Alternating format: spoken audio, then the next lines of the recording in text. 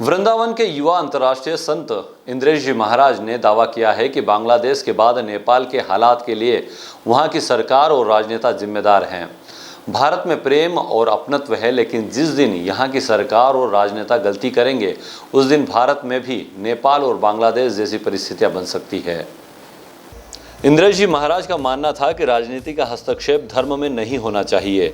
धर्म का हस्तक्षेप राजनीति में हो सकता है, लेकिन आज विकृति क्यों हो रही है?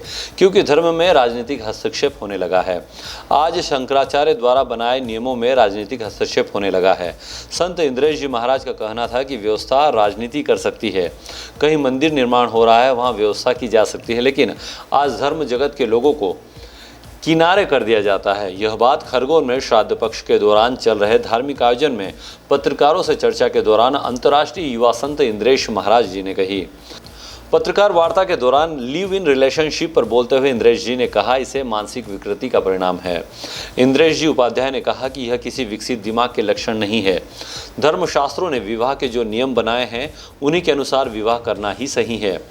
भारत में बीफ निर्यात के सवाल पर इंद्रेश जी ने खुलकर सवाल खड़े किए।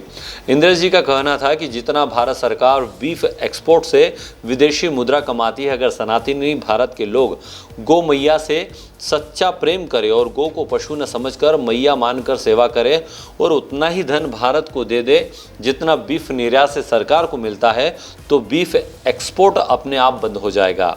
इस दौरान युवाओं को संदेश देते हुए संत इंद्रेश जी उपाध्याय ने कहा कि बनो जैसे राम जी ने किया और ग्रहण करो जैसा कृष्ण जी ने किया। जिस प्रकार से बांग्लादेश में घटनाक्रम हुआ, उसके बाद नेपाल में जो घटनाक्रम हुआ, इसको किस दृष्टिकोण में देखते हैं? ये कहीं ना कहीं सरकार की लापरवाही है। क्योंकि देखिए, हर देश का नागरिक चाहता है कि वो जिस देश में रहता है वो देश उसकी रक्षा करे, उस देश के लिए सब कुछ प्रदान करते हैं, वो उस देश से उसको प्रेम प्राप्त हो। इसलिए भारत में अभी भी प्रेम मिलता है, इसलिए यहाँ के युवा अभी भी कंट्रोल है। लेकिन जिस दिन यहाँ की सरकार भी इस प्रकार की मनगढ़ंत इच्छाएं करने लगेगी, भारत में भी ऐसा हो सकता है। भारत की ये राजनेताओं की लापरवाही। राजनीति का हस्तक्षेप धर्म में नहीं हो सकता, पर धर्म का हस्तक्षेप सब जगह हो सकता है। आज विकृति क्यों आ रही है? क्योंकि धर्म में हस्तक्षेप राजनीति का होने लगा है। शंकराचार्यों के नियमों पर हस्तक्षेप राजनीति का होने लगा है। व्यवस्था राजनीति कर सकती है।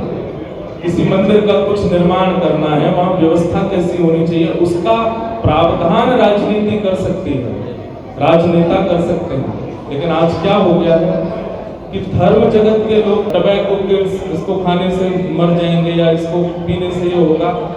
हमको तो लगता है कि सरकार को स्पष्ट लिख देना चाहिए कि इसके पानी से अकाल मृत्यु निश्चित है। सरकार एक बात कह दे कि भारत से गैया का बाहर विक्रय करने पर भारत को इतना लाभ होता है।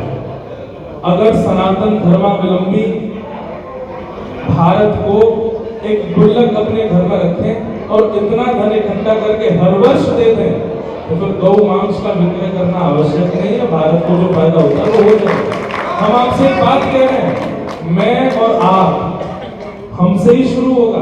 हम अपने घर में गुल्लक रखेंगे, भाई देखो गैया मैया बचेगी और उससे होने वाला जो भारत का फायदा था वो हम करके देंगे, तो हम लोग ही प्रारंभ कर देंगे, बल्कि हम दुगना करके दे देंगे। इतना फायदा तो वो बीफ एक्सपोर्ट में नहीं होगा जितना हम लोग इकट्ठा करके भारत सरकार को दे सकते हैं। ऐसे नियम बनाने चाहिए। गौ यदि बचेगी तो ये जो भयावह वातावरण आज भारत के चारों तरफ देशों में स्थिति देख लीजिए क्या चल रही है, भारत फिर भी बचा। क्यों? क्योंकि आप जैसे हम जैसे कुछ लोग अभी भी गौ सेवा में लगे हैं। जिस दिन गौ सेवा शून्य हो जाएगी कि अगर हमारा बालक धार्मिक बन गया तो इसको धार्मिक जीवन साथी कैसे मिलेगा? इसलिए वो चिंता के कारण बच्चों को कथाओं में नहीं आने देते, सत्संगों में नहीं। लेकिन ये कितनी बड़ी चिंता का विषय है कि व्यसनी बालक बन जाएगा तो व्यसनी जीवन साथी तो मिल जाएगा, पर धार्मिक नहीं मिलेगा। तो ये बहुत बड़ी चिंता का, लेकिन हम कुछ कर नहीं सकते, बस जितना कर सकते हैं। स्रस्त निबद्धनी विविलशद गोपी सहस्राव्रतम शरणं मम